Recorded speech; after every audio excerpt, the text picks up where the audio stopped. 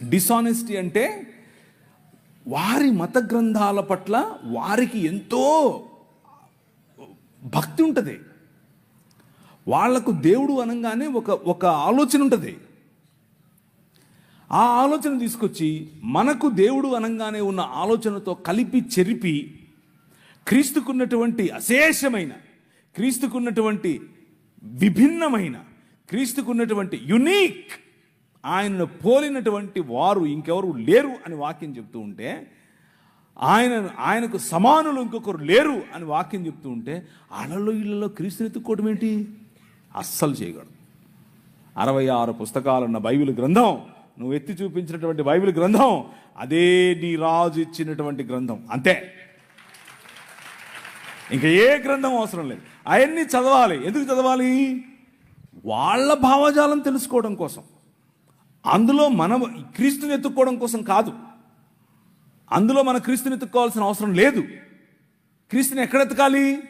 66 పుస్తకాలు ఉన్నటువంటి బైబిల్ గ్రంథంలో మాత్రమే వెతకాలి. అందులో మాత్రమే ఆయన ఉన్నాడు. ఇంకెక్కడ కూడా ఆయన్ను కాపీ కొట్టినటువంటి అనేకమైనటువంటి గ్రంథాలు ఉన్నాయి. కానీ కాపీలు ఎందుకు? మనకు ఒరిజినల్ ఉంటే. అర్థమవుతుందా? ఒరిజినల్ ఉంటే కాపీ ఎందుకు అవసరం లేదు. నేనేమో వీళ్ళని కాఫీ అడిగాను. కాఫీ అంటే గుర్తొచ్చింది. కాఫీ తాగందే నాకు ఎలా ఉందంటే, ఇంకా నిద్రపోతున్నాను. ఏంటండి రాత్రి మీరు ఆవులించకుండా నన్ను అలా కట్టేస్తారా 11:30కు? నేను ఇంటికి వెళ్ళే వరకు ఎంత అయింది అనుకుంటున్నారు? 12. పడుకునేంత వరకు, రాత్రి పని చేసుకుని పడుకునేంత వరకు ఎంత అయింది అనుకుంటా? 3:30కు పడుకుంటే పొద్దున్నే ఫోన్ చేశారు, అన్నా వస్తున్నావా? నా భార్య అక్కడి నుంచి ఫోన్ చేసి, బయలుదేరేవా? అటెళ్ళాలా ఇటెళ్ళాలా? ఇక్కడేమో మీరందరూ లాగెత్తున్నారు, అక్కడేమో నా భార్య లాగెత్తుంది. ఏంటి నా పరిస్థితి? కాఫీ ఇవ్వమంటే వీళ్ళు కాఫీ ఇవ్వట్లేదు, కాఫీ ఇవ్వట్లేదు. ముఖ్యం సరే, కాఫీ ఇవ్వట్లేదండి. కాఫీ లేకుండా ఎలాంటి బతికేది మనసులో? సరే, ద కాల్ ఆఫ్ గాడ్, దేవుని యొక్క పిలుపు. ఏంటి ఆ పిలుపు? ఏం పిలిచాడు? దేనికని పిలిచాడు? జేమ్స్ అన్న మీటింగ్ పెడతాడు, అక్కడికి వెళ్ళిపోయి పిలిచాడా? అంత మాత్రమే పిలిచాడా? నో. మనకు మీటింగ్లు అవసరం, మనకు సహవాసం అవసరం. అయితే వంగయ్య, వెంకటలక్ష్మి, నైనా, ఉప్పర్ల వెంకట్రావు, సుష్మా, జానకిరామ్, గూదె వెంకటేశ్వర్లు, గంగయ్య, వెంకట సాయి కుమార్, వెంకట ప్రవీణ్ కుమార్, వీళ్ళందరి కోసం ప్రార్థన చేయమని ఒక పెద్ద ఆయన నాకు ఒక చీటీ ఇచ్చాడు. అలాగే మా అమ్మగారిని కూడా జ్ఞాపకం చేసుకోండి. తలలుంచుకుంటే ప్రార్థించుకుందాం 2 నిమిషాలు. కృప కలిగిన తండ్రి, నన్ను ఇంతవరకు చదివిన పేర్లను అలాగే మా అమ్మగారిని ప్రభువా మీరు జ్ఞాపకం చేసుకుని మీ చిత్తంలో మమ్మల్ని ఆశీర్వదించి ఆయుష్ను ఆరోగ్యాన్ని పొడిగించండి. మీ చిత్తములో మమ్మల్ని మీ పిల్లలుగా ఎదగటానికి అవసరమైనటువంటి అన్ని వనరులు దయచేయండి. నాకు మా అమ్మ తప్ప ఇంకెవరున్నారయ్యా? నిన్ను చూసుకోవాలంటే ఆమెనే చూసుకుంటాను. ఆమె ఆయుష్ను పొడిగించు. ఈ ప్రార్థనను ప్రభు అయిన యేసుక్రీస్తు నామంలో చేస్తున్నాం తండ్రి, ఆమెన్. సో మనకు దేవుడిచ్చినటువంటి నిన్న మనం మాట్లాడుకున్నటువంటి మాటలు పొడిగింపుగానే ఈరోజు కొన్ని విషయాలు చేద్దాం. ఉమెన్, స్త్రీలు ఇన్ సనా. మాకు ఇల్లుండవా? మాకు భార్య లేరా? ఏంటిది? 1 గంటకు వదిలేస్తాను. టైం ఎంత అయింది? 12. 1 గంట ఏంటి? ఏమ్మా నువ్వా? ఏందమ్మా ఇదే? ఇలా చేస్తే ఎట్లా? పక్క రాయలసీమని, అందుకే ఇలా మాట్లాడేది. అర్థమైందా? అట్ట చెప్పాక నువ్వు. నా భార్య ఉంది, కోసి పాత్రేస్తుంది, ఉక్కు మామూలు పాత్ర కాదు. అడబెట్టండి. ఏమిరా నువ్వు రాలేదు ఇంటికి అని అడుగుతుంది. ఆమె హిందీ, ఆమె రాయలసీమ కాదు, హిందీ. ఆమె ఎక్కడ చేసుకున్నాను నేను? ఒకరోజు బ్యాప్టిస్ట్ చర్చిలో వెళ్ళి నేను ఉపవాసం ఉండి ప్రార్థన చేస్తున్నాను. దేనికోసం? అప్పుడు క్యాట్ ఎగ్జామ్ ప్రిపేర్ అవుతున్నాను. క్యాట్ ఎగ్జామ్ దేనికి రాస్తారు చెప్పండి? క్యాట్ అంటే పిల్లి కదన్నా అనేది పొరపాటున. క్యాట్ ఎగ్జామ్ దేనికి రాస్తారంటే MBA కోసం రాస్తారు. MBA లాంటి చదువులు చదవాలి అంటే క్యాట్ ఎగ్జామ్ రాయాలి. Cat GRE. క్యాట్ ఎగ్జామ్ కోసం ప్రిపేర్ అవుతున్నాను. ప్రిపేర్ అవుతూ ఉంటే వెళ్ళి ఒకరోజు ప్రార్థన చేస్తూ ఉంటే ప్రభు నాకు ఒక దర్శనం ఇచ్చాడు. కళ్ళు తెరుచుకునే ప్రార్థన చేస్తున్నాను, కళ్ళు మూసుకొని నిద్రపోవట్లేదు, కళ్ళు తెరుచుకునే ప్రార్థన చేస్తున్నాను. ప్రార్థన చేస్తూ ఉంటే ఆమోసు గ్రంథం ద్వారా ఆయన మాట్లాడి అనేకమైన జనాలు నెత్తి మీద టోపీలు పెట్టుకుని తెల్లటి వస్త్రాలు వేసుకుని ప్రభు అయిన యేసు క్రీస్తులోనికి పరిగెట్టుకుంటూ రావడం నేను చూశాను. నా దర్శనంలో చూశాను. ప్రభు అన్నాడు, నువ్వు ఇందోర్ అనే పట్టణానికి వెళ్ళాలి అన్నాడు. ఇందోరా? ఏంటిది? నేను ఎప్పుడు ఇన్లా, ఆ ఊరు ఎక్కడ ఉంటుందో నాకు తెలియదు. మ్యాప్లో ఎతికా, ఇందోర్ అనేది మధ్యప్రదేశ్లో ఉందని తెలిసింది. వెళ్ళిపోయా రాత్రికి రాత్రి. ఒక బ్యాగ్ తీసుకుని దాంట్లో 2 చొక్కాలు 2 ప్యాంట్లు వేసుకుని వెళ్ళిపోయా. ఏమో ఎచ్చులు వెళ్ళిపోయా. అక్కడ చూసి చలి, అక్కడికి వెళ్ళిపోతే రైల్వే స్టేషన్లోనే ఉండాల్సి వచ్చింది. నాకు ఎవరు తెలియదు అక్కడ. 3 రోజులు 3 రాత్రుళ్ళు రైల్వే స్టేషన్లోనే ఉన్నాను. రైల్వే స్టేషన్లోనే ఉండి సువార్త పరిచర్య చేస్తూ ఉంటే మోకాళ్ళ మీద ప్రార్థన చేశాను. ప్రవ్వా ఏంటి, తుమ్ జాతా హై మై ఆతా హై, ఇంతే వచ్చు నాకు, అంతమించేం రాదు. జాతా హై ఆతా హై ఇంతే వచ్చు. ప్రవ్వా ఏంటి ప్రవ్వా, నాకు ఈ భాష రావట్లేదు, నేనేం చెప్పాలి అని అంటే అనర్గళంగా మాట్లాడటానికి హిందీ ఇచ్చాడు. దేవునికి స్తోత్రం కలుగును గాక. అనర్గళంగా, మామూలుగా కాదు. ఒక్క నెలలోనే టీవీలో మాట్లాడాను. ఎలా? హిందీలో మాట్లాడాను. నేనేం నేర్చుకోలా, ఏ స్కూల్కి వెళ్ళలా, ఏ గ్రామర్ చదవలా. కానీ వాళ్ళు నన్ను సౌత్ ఇండియన్ అనుకోరు. ఎందుకు అని అంటే నేను మాట్లాడే హిందీ అంత శుద్ధంగా ఉండేట్లుగా మాట్లాడాను ఆ రోజుల్లో. కూర్చున్న వాళ్ళల్లో, ఏం ప్రభా నీకోసం ఇంత నేను భక్తిగా జీవిస్తూ ఉంటే నాకెందుకు ఈ కష్టాలు, నాకే ఎందుకు నా మొగుడు ఎప్పుడు తాగుతూ ఉంటాడు, ఎందుకు నా భార్య ఎప్పుడు నా మీద సరుగుతూ ఉంటుంది, ఎందుకు నా పిల్లలు నా మాట వినరు, ఎందుకు నా ఆర్థిక ఇబ్బంది నాకే ఎందుకు? ఉందా ఈ ప్రశ్న మీలో? నేను ఆ ప్రశ్న గుండానే వెళ్ళా. హబక్కూకు గ్రంథంలో హబక్కూకు మఠం వేసుకొని గోపురం ఎక్కుతాడు. గోపురం ఎక్కి కూర్చుంటాడు. నువ్వు నాకు చెప్పాల్సిందే, నేను వదలను. ఎందుకని? ఈ అవినీతి పరులు వచ్చి మాకు తీర్పు తీర్చడం ఏంటి, మేము నీ పిల్లలం కదా అంటూ మఠం వేసుకుని కూర్చుంటాడు. ప్రభు అంటున్నాడు, అన్యాయము చేసే వారి యొక్క తలలపైన ఈటలు దించడానికి నేను బయలుదేరాను. చూస్తూ ఉండు, సంవత్సరములు గడిచిపోతూ ఉంటాయి, కానీ నా కార్యము నూతన పరుస్తూ ఉంటుంది. సమస్తాన్ని నూతనం చేయటానికి నీ రాజు బయలుదేరాడు. ఆ మాట మాట్లాడాడు నాతో. ఒకరోజు ఆమెను ఆ డాక్టర్కు చూపించుకుని, డాక్టర్ ఈ మాట చెప్పిన తర్వాత నేను నా భార్య, నాకు అప్పట్లో ఒక పాడైన దాన్ని ఏమంటారు తుపారి కారు ఒకటి ఉండేది. అది చెత్త, అది కారు కాదు అది. దాంట్లో వస్తున్నాను సైడ్లో ఆపి తట్టుకోలేక లోపలున్న ఈ కోపం, లోపలున్న ఈ దాన్ని ఏమంటారు పగిలిపోతుంది లావాలాగా. బయటకు వచ్చి గట్టిగా అరుస్తున్నా, ప్రభు వైపు చూస్తున్నా. ఓయ్ ఎందుకు, నాకే ఎందుకు?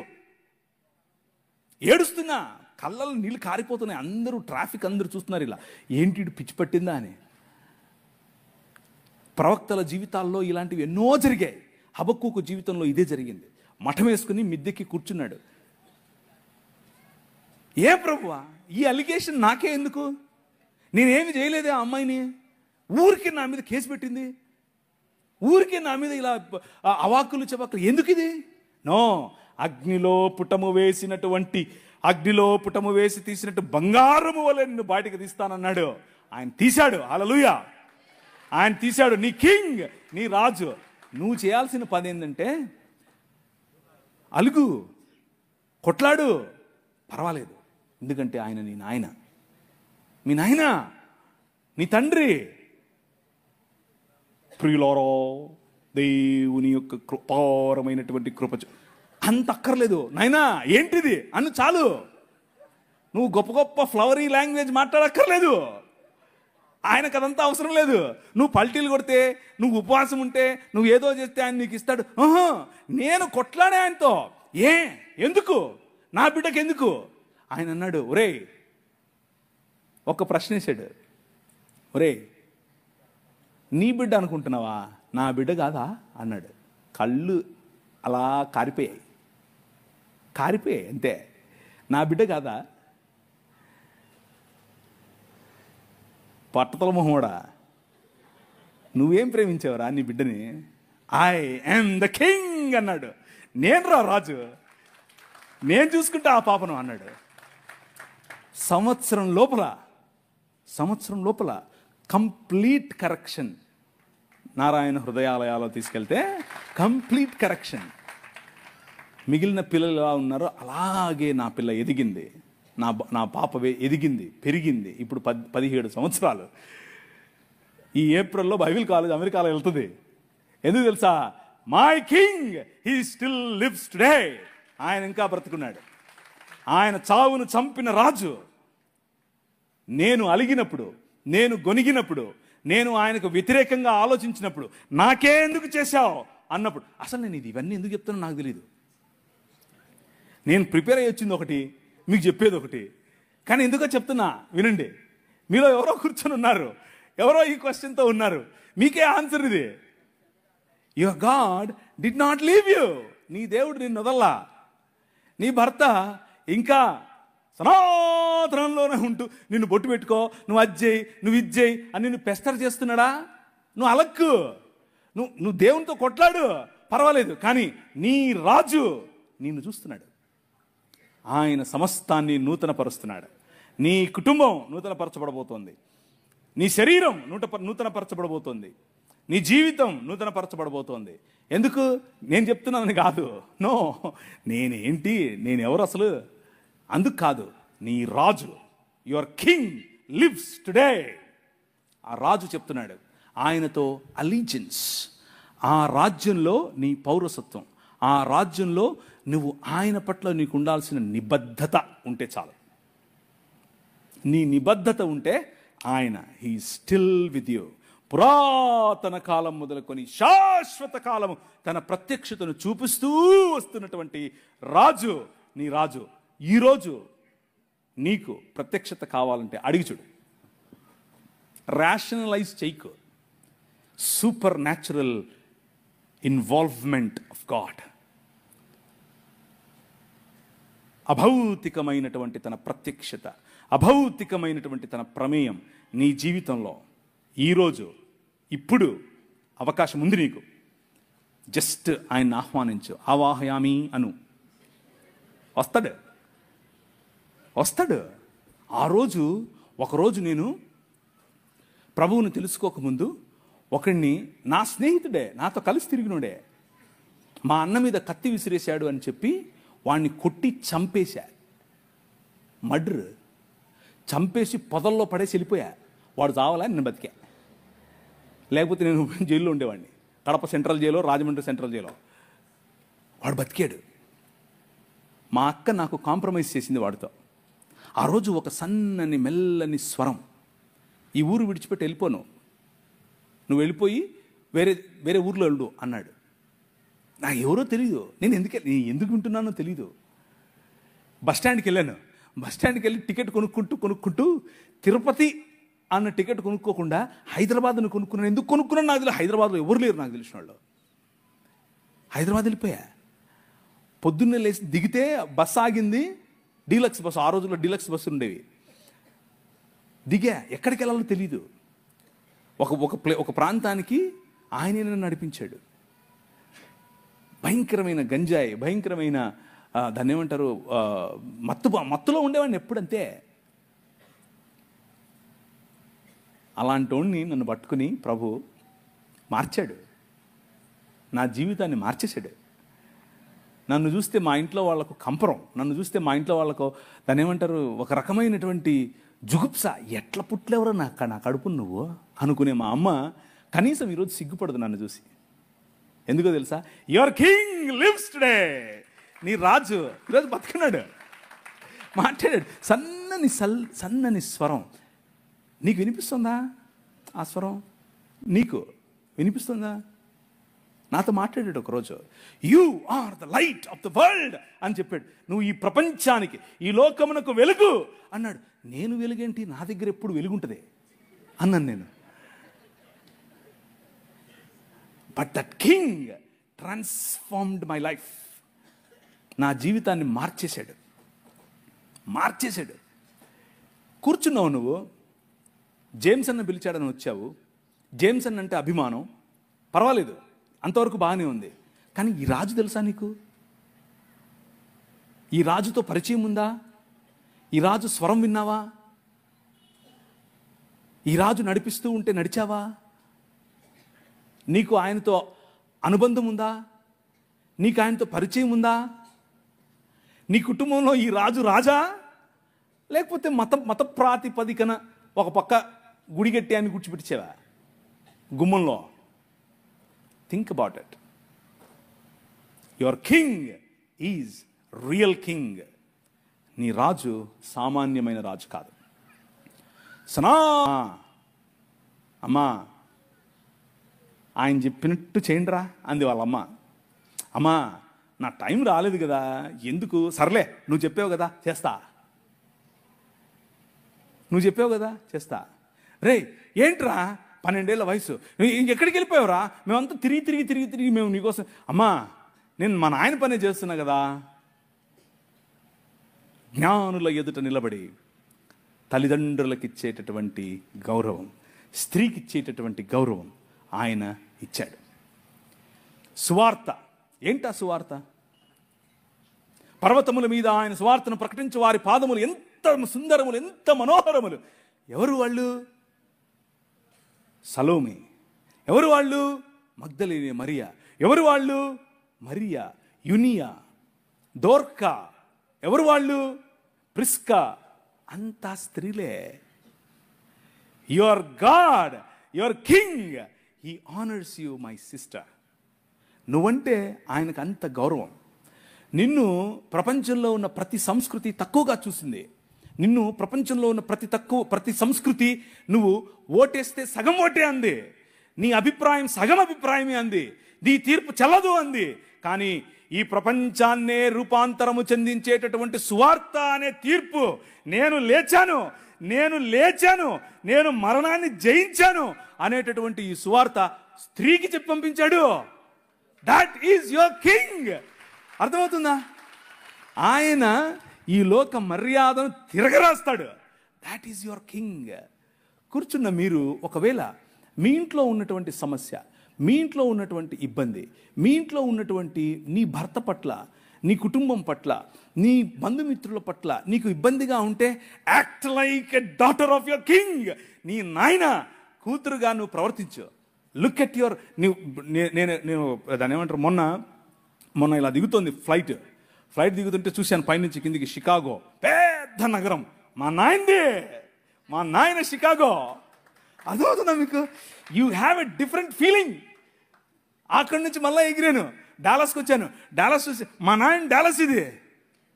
అర్థమవుతుందా మీకు? బండి తోలుకుంటూ వస్తూ ఉంటే రాజమండ్రి, మా నాయన రాజమండ్రిది. You have a different feeling. నేను పాపిని, నేను పరలోకం పోవాలి. ఏంటిది? మతంలో పడి ఉంటే అలాగే ఉంటావు. కానీ నీ రాజు ప్రతినిధి నువ్వు నడుస్తూ ఉంటే నీకు ఎలా ఉండాలి తెలుసా? ఇది మా నాయనది, ఈ కాలేజ్ మా నాయనది, ఈ ఊరు మా నాయనది, ఈ దేశం మా నాయనది. ఆ ఫీలింగే వేరు. సుప్రీంకోర్టు మెట్లెక్కితే, నేను సుప్రీంకోర్టులో ఒక బిల్ వేసాను, ఒక రిట్ పిటిషన్ వేసాను. అంటే భారతదేశం మొత్తంలో కూడా యాంటీ కన్వర్షన్ బిల్లు పెట్టాలి అని ఒకడు పెట్టాడులే, విద్యార్థి అని. వాడికి వ్యతిరేకంగా నాకు సుప్రీంకోర్టు జడ్జి అడిగాడు, నీ లాయర్ అంటే, నాకెవరు లాయర్ లేరు సార్, నేనే అన్నాను.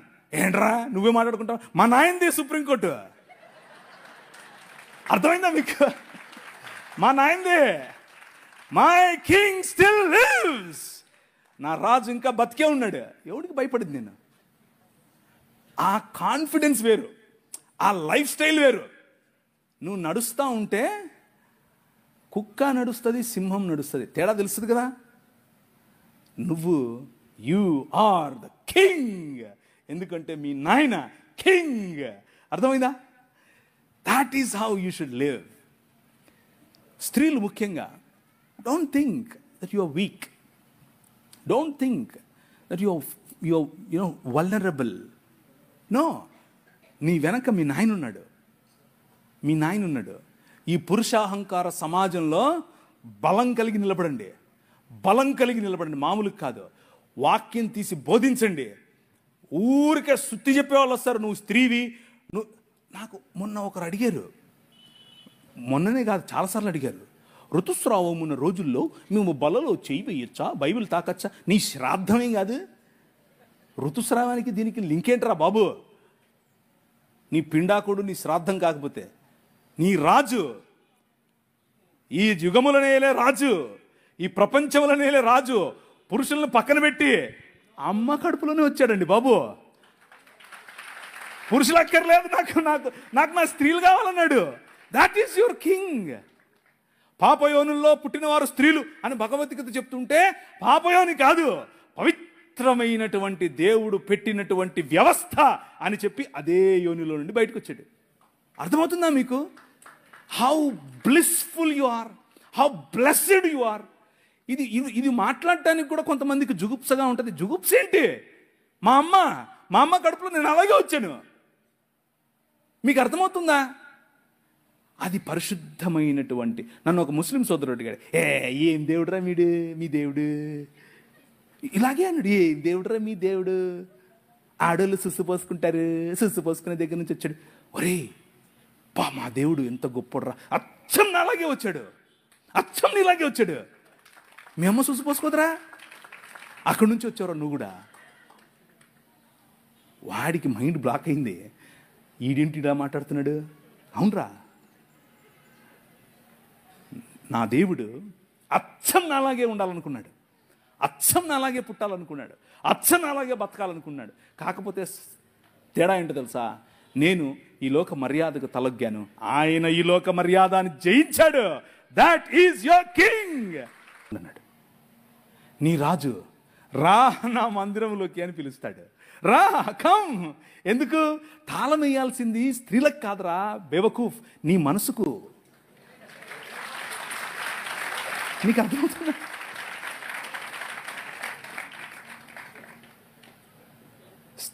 తాళం వేయాల్సింది వాళ్ళు ఏం కట్టుకోవాలి, ఏం తినాలి, ఎలా బతకాలి. నువ్వెవడు రా నువ్వు చెప్పడానికి? ఎవడు నువ్వు? నీ మైండ్కు లాక్ చేసుకో, నీ మైండ్ లాక్ చేసుకో. వాళ్ళకు కాదు. మీ పిల్లలకు, ముఖ్యంగా మీరేమ్మా, మీ కొడుకులకు నేర్పండి. ఒరే, నువ్వు కొడుకుగా పుట్టినంత మాత్రాన ఓ పెద్ద రెచ్చిపోకు, నోరు మూసుకొని స్త్రీలను ఇలా గౌరవించాలో తెలుసుకో. ఎందుకంటే మా నాయన చెప్పాడు అని చెప్పు, నా రాజు చెప్పాడని చెప్పు. My king said women are equal. You are in the image of God, you are in the likeness of God. దేవుని స్వరూపము, దేవుని పోలిక చొప్పునున్న నిన్ను ఆయన గౌరవప్రదంగా చూస్తున్నాడు. మతంగాళ్ళు వచ్చి నీ దగ్గరికి నువ్వు వాక్యం చెప్పొద్దు, నువ్వు ముసిగేసుకోవాలి, నువ్వు సేది చేసుకోవాలి, అది చేసుకోవాలి, ఇది చేసుకోవాలి అని చెప్తే, సర్లే మా నాయన చెప్పాడని చెప్పు. అర్థమవుతుందా? మా నాయన చెప్పేశాడని చెప్పండి.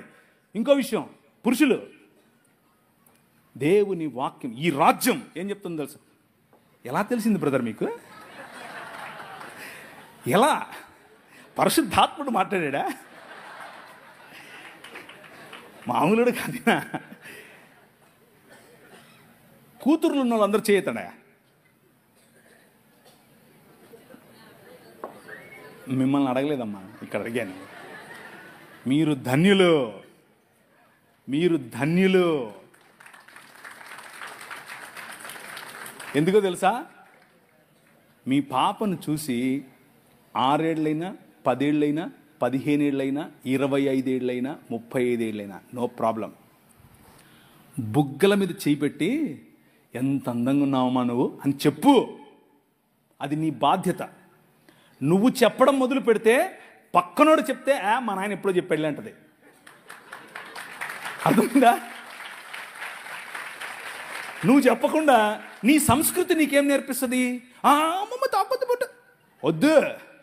నీ కూతురు దగ్గరికి తీసుకో, కౌగిలించుకొని చెప్పు, ఐ లవ్ యూ బెటా. అబ్బా ఎంత అందంగా ఉన్నావే నువ్వు, మొత్తం అలాగే ఉన్నావు, అచ్చం మీ అమ్మలాగా ఉన్నావు, అచ్చం మా అమ్మలాగా ఉన్నావు. వాళ్ళకి ఎంత ఎంత అందం తెలుసా? అది ఎంత సంతోషపడతారో తెలుసా? నువ్వు చెప్పక పక్కనోడు చెప్పితే జంపు జిలాని. ఎందుకు నువ్వు చెప్పలేదు? నీ తప్పది, నీ తప్పది. అర్థమవుతుందా? మన భావజాలం, క్రైస్తవ భావజాలం, 66 పుస్తకాలు ఉన్నటువంటి బైబిల్ గ్రంథ భావజాలం ఏం చెప్తుంది అని అంటే, స్త్రీకి ఇవ్వాల్సినటువంటి గౌరవం ఇవ్వాలి, కూతురికి ఇవ్వాల్సినటువంటి గౌరవం ఇవ్వాలి, కూతురికి ఇవ్వాల్సినటువంటి హక్కు ఇవ్వాలి. నీ ఆస్తిలో హక్కు, నీ పేరులో హక్కు, నీ కుటుంబంలో హక్కు, నిన్ను చూసుకునే హక్కు నీ కూతురికి ఇవ్వాలి. మిగిలిన ఏ గ్రంథాలు చెప్పలేదు. ఒకసారి నీ బైబిల్ ఎత్తండి. ఈ గ్రంథం, ఈ నల్లట్ట పుస్తకం ఈ దేశంలో స్త్రీకి ఆస్తి హక్కు తెచ్చింది. హల్లెలూయా! ఈ గ్రంథం, ఈ పుస్తకం ఈ దేశంలో స్త్రీకి చదువుకునే హక్కునిచ్చింది, స్త్రీకి నాయకత్వపు హక్కు ఇచ్చింది. ఇందిరాగాంధీ వచ్చి ప్రైమ్ మినిస్టర్ అయ్యింది అని అంటే కారణం ఏంటనుకుంటున్నారు? సనాతనం కాదు, కాదు కాదు కాదు కాదు నౌజుబిల్లాహి శైతాని కాదు కాదు కాదు కాదు బైబిల్ గ్రంథం. అర్థమవుతుందా? That is your king. అది నీ రాజు, నీ రాజు. నిన్న మన పిల్లలు ఏది వరంగల్ నుంచి వచ్చిన పిల్లలు నిలబడండి. మీరు అడిగారు కదా, వీళ్ళందరికీ చప్పట్లు కొట్టండి.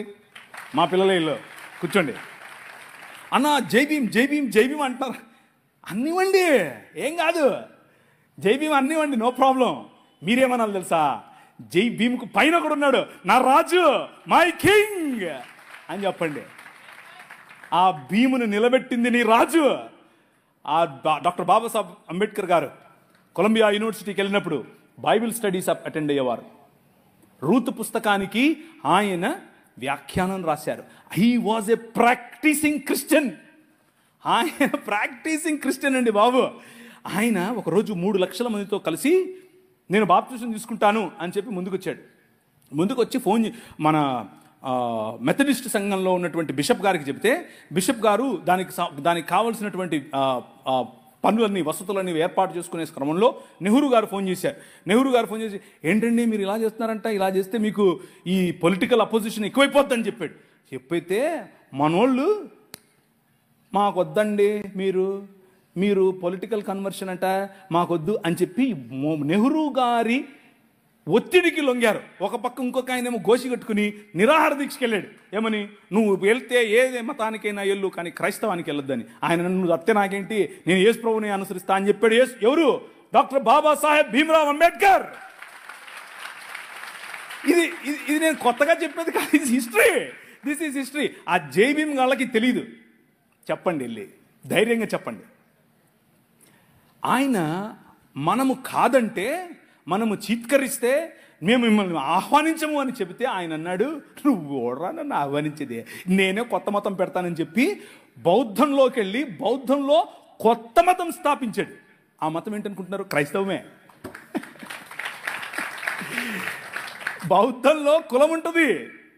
బౌద్ధంలో అనేక రకాలైనటువంటి, ఇప్పుడు వజ్రయాన తీసుకోండి, మహాయాన తీసుకోండి, హీనయాన, అన్ని యానాల్లో కూడా వేరు మత సంబంధమైనటువంటి పనులు ఉంటాయి. ఈయన అవన్నీ తీసేసి యేసు ప్రభు చెప్పినటువంటి విలువలతో బ్రతికే ఒక కొత్త మతాన్ని స్థాపించాడు. దాట్ ఈజ్ ఈ రోజు ఉన్నటువంటి భారతీయ నవయాన బుద్ధిజం. అది ఇంకేదో కాదు, క్రైస్తవమే. కాకపోతే వాళ్లకు క్రీస్తు తెలియదు, విలువలు మాత్రం తెలుసు. నీ పని యూనివర్సిటీల్లో చదువుతున్న నీ పని, అరే బాబు బాగానే ఉంది కానీ దీనికి మూలం ఏంటో తెలుసా? మై కింగ్ అని చెప్పాలి. నా రాజు, ఆయన కారణంగానే భీమ్ ఉన్నాడు అని చెప్పాలి. అది నీ పనే. సంస్కృతులు నీ ముందు డెవలప్ అవుతాయి, సంస్కృతులు నీ ముందు షేప్ చేసుకుంటాయి. ఆ సంస్కృతులను చెరపట్టి క్రీస్తు పాదాల దగ్గరికి తీసుకొని రావటం నీ పని. 2వ కొరింథీయులకు రాసిన పత్రిక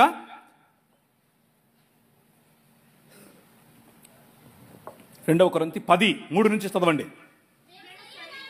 మేము శరీరధారులమై నడుచుకొనుచున్నను, శరీర ప్రకారము యుద్ధము చేయము. కానీ నువ్వు ఒప్పుకున్నా ఒప్పుకోకపోయినా, నువ్వు యూనివర్సిటీలో ఉన్నా, నువ్వు ఇక్కడున్నా, నువ్వు రాజమండ్రిలో ఉన్నా, నువ్వు హైదరాబాద్లో ఉన్నా, నువ్వు ఢిల్లీలో ఉన్నా, నువ్వు షికాగోలో ఉన్నా, ఎక్కడున్నా సరే, you are in a war. నువ్వు ఒక యుద్ధంలో ఉన్నావు, అది నీకు తెలియదు అంతే.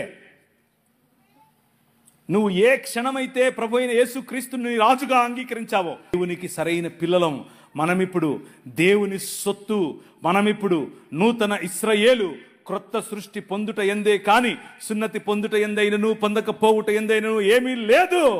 మతం కాదు, నా బిడ్డలు, నా పిల్లలు అని చెప్పి నీ రాజ్యాన్ని, ఆయన రాజ్యాన్ని ఆయన కడుతున్నాడు. తలలుంచుకోండి, ప్రార్థిద్దాం. ఈ మధ్యాహ్న సమయంలో మీరు తలలు వంచి ఆలోచిస్తూ ఉండగా, ఇంకా ఎన్నో కోణాలు ఉన్నాయి ఈ రాజ్యంలో. ఎన్నో కోణాలలో నీ రాజును నువ్వు అర్థం చేసుకోవాలి. ఎన్నో కోణాలలో నీ రాజును నువ్వు ఆరాధించాలి. రాజా, నీ సన్నిధిలో నేను ఉంటాను అని చప్పట్లు కొడితే సరిపోదు. అది కేవలం ఒక పాటగా ఉంటే సరిపోదు. నీ జీవితంలో ప్రతి రంగములో, నీ వ్యాపారంలో ఆయన రాజుగా ఉండాలి. నీ కుటుంబానికి ఆయన రాజుగా ఉండాలి. నీ వ్యక్తిగత జీవితానికి ఆయన రాజుగా ఉండాలి. నీ చిత్తానికి ఆయన రాజుగా ఉండాలి. నీ చదువుకు ఆయన రాజుగా ఉండాలి. అలా ఆహ్వానించగలిగితే ఈరోజు, ఈ మధ్యాహ్నం నీ రాజు కోసం నీ హృదయంలో ఆయనను నిలబెట్టు. నీ హృదయమందు ఆయనను ప్రభువుగా ప్రతిష్ఠించు. అలా ప్రతిష్ఠించకుండా మతపరంగా జేమ్స్ అన్న పిలిచాడు, ప్రవీణ్ అన్న పిలిచాడు, ఇంకేదో అయ్యింది, నేను వెళ్తాను అని నువ్వు వచ్చి ఉంటే, ఈరోజు నీకు ఆహ్వానం ఇస్తున్నాను. ఈ రాజుతో పరిచయం పెంచుకో. రాజుతో పరిచయం అయితే పనులు సులభమవుతాయి. రాజుతో పరిచయం అయితే నీకు గౌరవం. రాజుతో పరిచయం అయితే నీకు శక్తి. రాజుతో పరిచయం అయితే నీకు అధికారం. ఈ ప్రపంచాన్ని ఏలే అధికారం మీ నాయందే. ఈ ప్రపంచం, ఆ దృక్పథంలోనికి నువ్వు వస్తావు. ఒట్టి చేతులతో ఈ ప్రాంగణం నుంచి ఈరోజు వెళ్ళిపోద్దు. వచ్చిన ఈ 2 రోజులు, ఈ 3 రోజులు నీకు మేలు కలగాలి అనంటే, give your heart to your king. నీ హృదయాన్ని నీ రాజుకివ్వు. నీ జీవన విధానాన్ని నీ రాజు అనుసరంగా చేసుకోవటానికి ఒక ప్రణాళిక, ఒక ప్రమాణం, ఒక వాగ్దానం, ఒక నిర్ణయం ఆయనతో చేసుకో. Recommit your selves to this king. ఈ రాజుకు నేను సమర్పించుకో. నీ జీవితం, నీ పిల్లల జీవితం, నీ పిల్లల పిల్లల పిల్లల జీవితం, నీ భర్త జీవితం, నీ భార్య జీవితం ఆయన మార్చగల దేవుడు. నువ్వు చెప్పే మాటలు ఆయనను మార్చవు. నువ్వు చెప్పే నీ క్రియలు బహుశా ఆయన పైన ప్రభావం చూపించటం లేదేమో, ఆమె పైన ప్రభావం చూపించటం లేదేమో, కానీ నీ రాజు, హీ ఈజ్ కింగ్. ఆయన నీ కుటుంబంలో ప్రభావం చూపించగలవాడు. నోటికొచ్చింది లేదా మనకు ఇష్టం వచ్చింది నమ్మేసి అదే దేవుని వాక్యం అనుకుంటాం. అలా ఉండకూడదు. హిస్టారికల్గా, అంటే దేవుని వాక్యము ఏ హిస్టరీలో ఎప్పుడు ఎలా రాశారు, ఎవరు రాశారు, ఎందుకు రాశారు అనేది చదవటం, దాని వెనుకున్నటువంటి బ్యాక్గ్రౌండ్ అర్థం చేసుకోవడం చాలా ముఖ్యం. అలా అర్థం చేసుకోకపోతే పెడర్థాలు వస్తాయి. మధ్యధరా సముద్రం ఏంటి, మధ్యధరా సముద్రం చుట్టుపక్కల ఉన్నటువంటి ద్వీపాలు ఏమిటి, ఆ మధ్యధరా సముద్రంలో ఎలాంటి సంస్కృతి ఉండేది, ఆ సంస్కృతిలో ఏం తిన్నారు, ఎలా తిరిగారు, ఏం చేశారు, ఏ సంస్కృతుల్లో ఏ మతాలు ఉండేవి, ఇవన్నీ తెలుసుకోవాలి. దానికి కొన్ని పుస్తకాలు చదవాలి. పుస్తకాలు చదవటం మంచిది, తప్పు కాదు. అవి చదవకుండా కేవలం నాకు బైబిల్ తెలుసు, బైబిల్లో ఉన్నటువంటివే చదువుతాను అని అంటే పెడర్థాలు తీయటం తప్ప దానివల్ల సాధించేది ఏమీ లేదు. పెడర్థాలే వస్తాయి. పెడర్థాలంటే ఏంటి? మనకు తెలియని వాటిని తెలిసినట్లుగా చెప్పడం. దాని కారణంగానే అనేకులు ఈరోజు ఈ సాంస్కృతిక నేపథ్యం తెలియకనే అనేకులు ఈరోజు స్త్రీ గురించి తప్పుగా అర్థం చేసుకుంటున్నారు, ఆరాధన గురించి తప్పుగా అర్థం చేసుకుంటున్నారు. వాళ్ళ మనసులో ఉన్నటువంటి దాన్ని, వాళ్ళ మనసులో ఏదైతే ఆంధ్ర సంస్కృతి లేకపోతే తెలుగు సంస్కృతి ఏదైతే ఉందో ఆ సంస్కృతిని తీసుకెళ్ళి బైబిల్ మీద పెట్టి బైబిల్ కూడా ఇలాగే చెప్తుంది అని చెప్పి ప్రయత్నం చేస్తున్నారు. అలా చేయకూడదు. మనము హిస్టారికల్గా అనగా చరిత్ర ఏం చెప్తుంది, చరిత్ర పుస్తకాలు ఏం చెప్తున్నాయి, చరిత్రలో యేసు ప్రభువుని గురించినటువంటి ఆలోచన ఎలా ఉంది, చరిత్రలో క్రైస్తవ విశ్వాసం గురించిన ఆలోచన ఎలా ఉంది, క్రైస్తవులు ఎలా మెలిగారు, క్రైస్తవులు ఎలా పెరిగారు, క్రైస్తవులు ఎలా వృద్ధి చెందారు, ఇవన్నీ తెలియాలంటే బైబిల్ చదివితే సరిపోదు. బైబిల్ మాత్రమే దేవుని వాక్యం, బైబిల్ మాత్రమే దేవుని నోటి నుండి వెలువడినటువంటి మనకు అవసరమైనటువంటి బుద్ధివాక్యం, జీవవాక్యం వగేరా వగేరా వగేరా. కానీ దానిని అర్థం చేసుకోవటానికి, దానిని సంపూర్ణ వివరణ మనం అర్థం చేసుకోవటానికి చరిత్ర అవసరం. పురావస్తు శాఖలో వెలువడినటువంటి దాఖలాలు, వాటిని సపోర్ట్ చేయటం కోసం అవసరం. భిన్న మతాలకు ఉన్నటువంటి పుస్తకాలు, ఆ పుస్తకాలు వారి భావజాలం తెలుసుకోవటం కోసం చదవటం అవసరం. అలా తెలుసుకున్నప్పుడు మన భావజాలాన్ని ధైర్యంగా, నిస్సిగ్గుగా అందరి ముందు నిలబడి మాట్లాడగలగటానికి మనకు అవకాశం ఉంటుంది. సో వాటిని చదవాలి.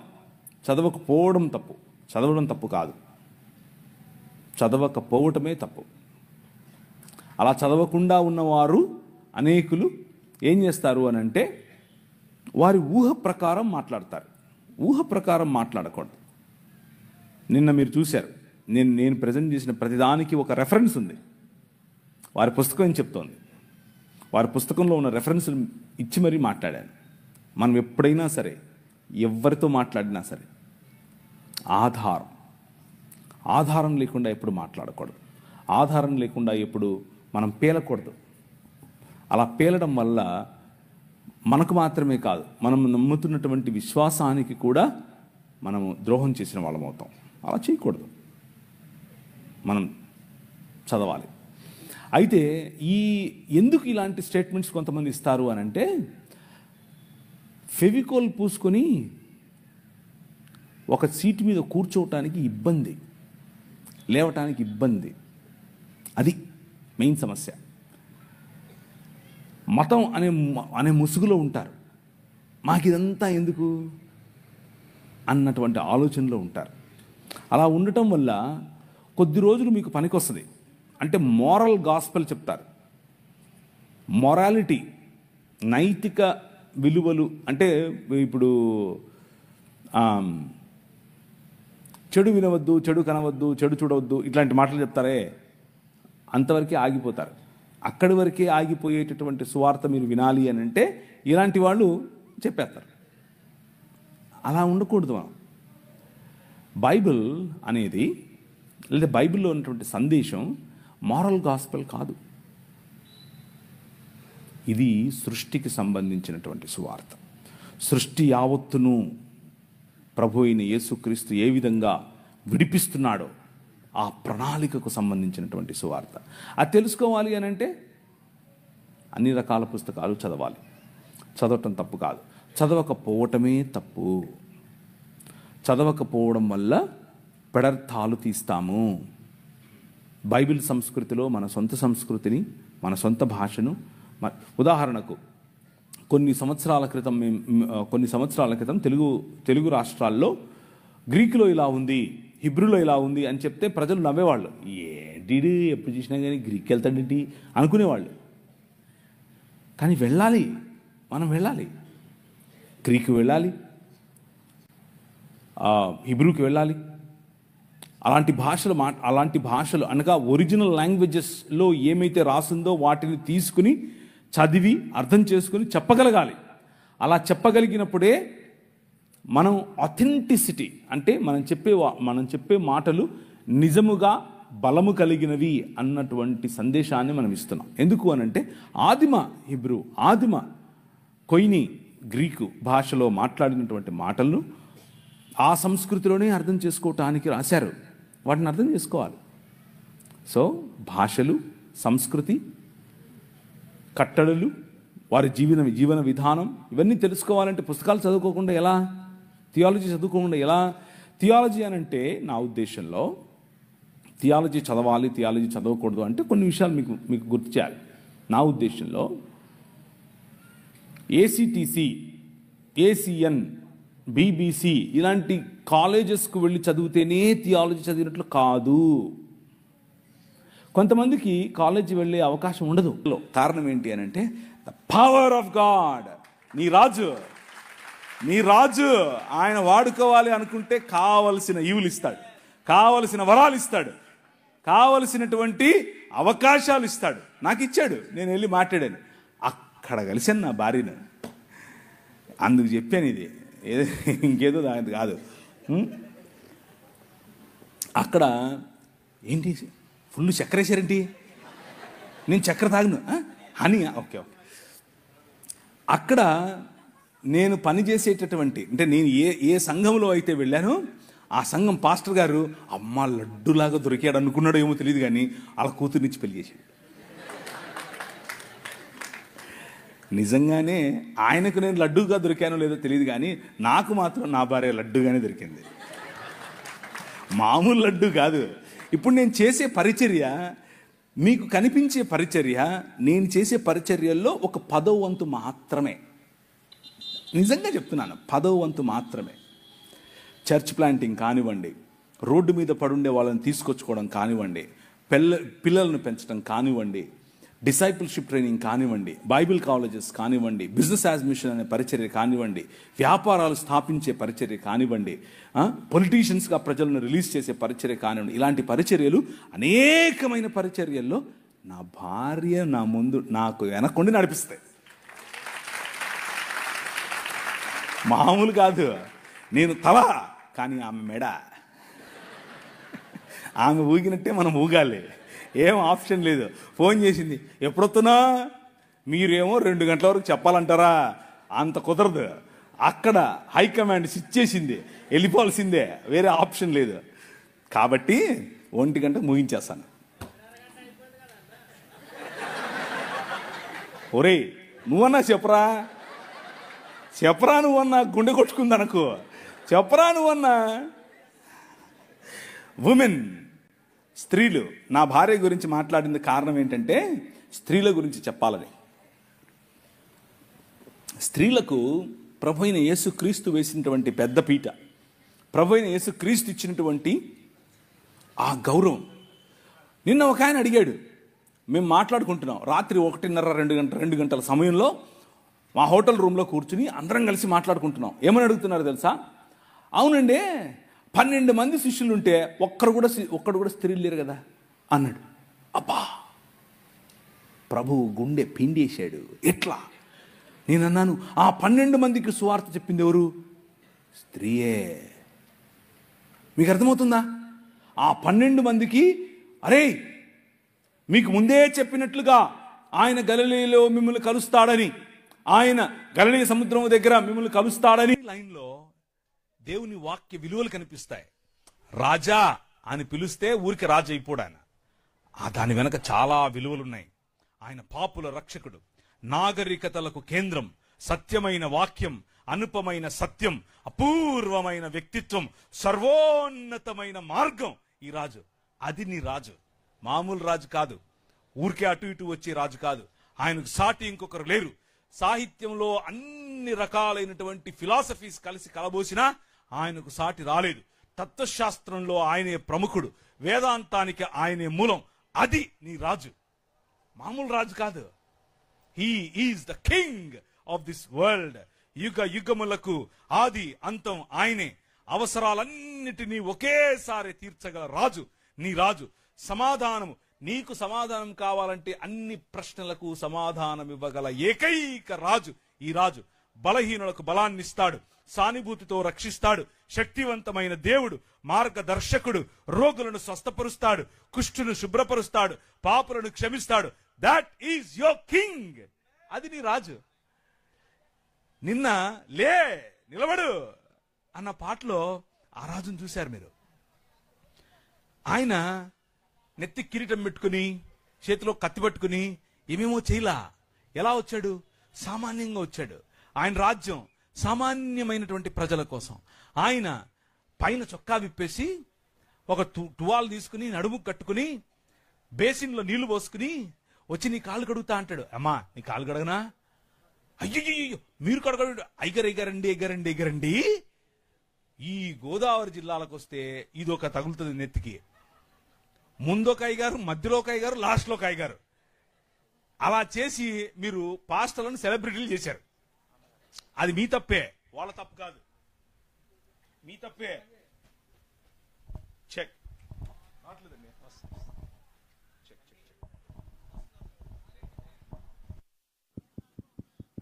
చెక్.